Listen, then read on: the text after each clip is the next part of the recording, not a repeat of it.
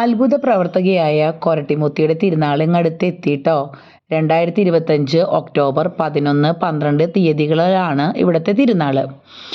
അപ്പോൾ എല്ലാവർക്കും അറിയാം, ഇവിടുത്തെ സവിശേഷമായിട്ടുള്ളൊരു ചടങ്ങാണ് പൂവങ്കുല സമർപ്പണം എന്ന് പറയുന്നത്.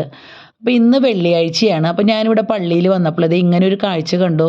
നടന്നു പോകുന്നവരുടെ കയ്യിലൊക്കെ ഓരോ കൊല കായുണ്ട്. അതുപോലെ തന്നെ ഇതേ വണ്ടികളിലും ഇങ്ങനെ ഇഷ്ടം പോലെ പൂവങ്കുല വരുന്നുണ്ട് കേട്ടോ.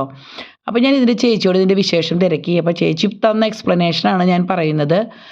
ഇവിടെ സാധാരണയായിട്ട് തിരുനാളിനോടനുബന്ധിച്ച് ഇവിടുത്തെ വിവിധ ഭക്ത സംഘടനകൾ, അതുപോലെ തന്നെ വ്യാപാരി വ്യവസായികൾ, അവരൊക്കെ ഇങ്ങനെ പൂവങ്കുല സമർപ്പിക്കും അത്രേ.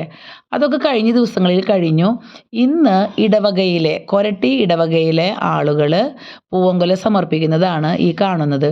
ഒരു പക്ഷേ അവരുടെ വീട്ടിലുണ്ടായതായിരിക്കാം, ഒരു പക്ഷേ അവർ പൈസ കൊടുത്ത് വാങ്ങിച്ചു കൊണ്ടുവന്നതായിരിക്കാം. അതിവിടുത്തെ കൊരട്ടിമുത്തിക്ക് സമർപ്പിക്കുന്ന ചടങ്ങാണ്. അപ്പോൾ അച്ഛന്മാരാണ് ഈ ചടങ്ങിന് നേതൃത്വം നൽകുന്നത്. അതിനുശേഷം അച്ഛന്മാർ ഇത് വെഞ്ചിരിക്കും. പിന്നീട് ഇവരിത് ആ ഹാളിൽ കൊണ്ടുവന്ന് വെക്കും. പിന്നെ തിരുനാൾക്കൊക്കെ വരുന്ന ഭക്തജനങ്ങളുണ്ടല്ലോ, അപ്പം നമുക്കൊക്കെ നേർച്ചയായിട്ട് ലഭിക്കുന്നത് ഈ പൂവങ്കായിയാണ്.